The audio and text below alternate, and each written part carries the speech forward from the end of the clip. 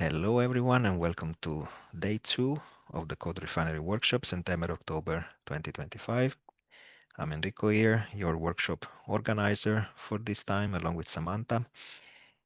And with me today, we have Oskar Tobert from CSC, Finland, and Susa Mertz, also from Aalto University, Finland, and Jarno.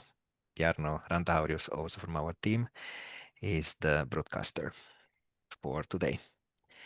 So a bit of reminder, if you were not with us yesterday, it's totally fine. You can still understand everything and do everything that will be done today.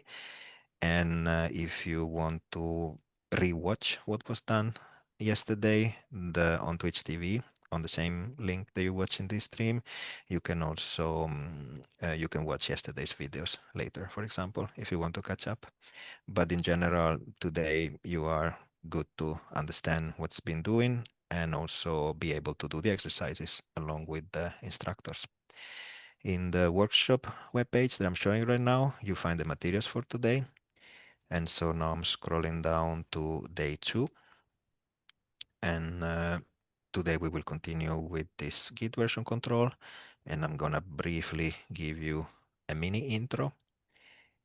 So yesterday we learned about all this terminology around Git version control. So you heard all these terms like forking and pull requests and commits, and it's okay if not everything is fully clear because these terms will be repeated today and also tomorrow.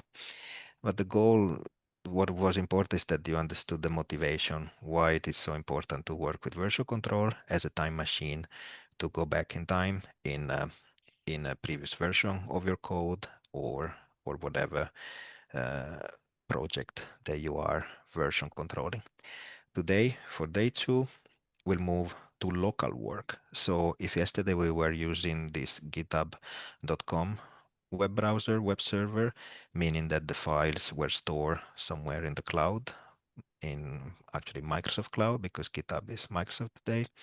Now, it's good that we have github.com as a remote repository, but it's also good to work locally.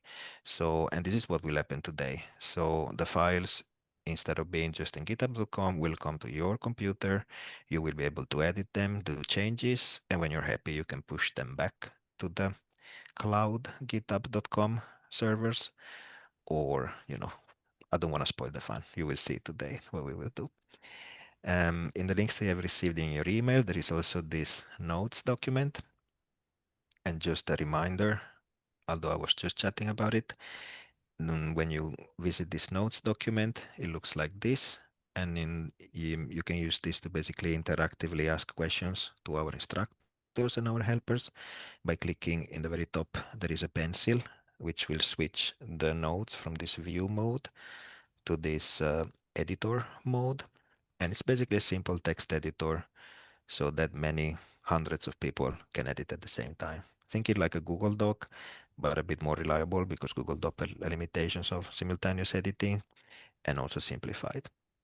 I can already see some questions there and our helpers are already answering. So keep the questions coming.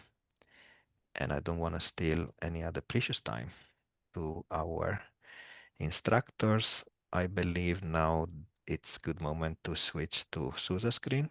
I guess you're going to be the first one, right, Susa? Yes, I'm going to share.